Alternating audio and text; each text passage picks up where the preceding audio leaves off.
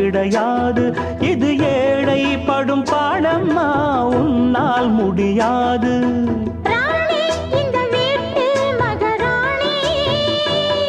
உங்க பாணி புது பாணி தள்ளிப்போனே. மணக்கு மல்லிகை மஞ்சத்தில் விரிச்சு கணக்கு பண்ணுங்க, கன்னி பொண்ணிருக்கு மாமா.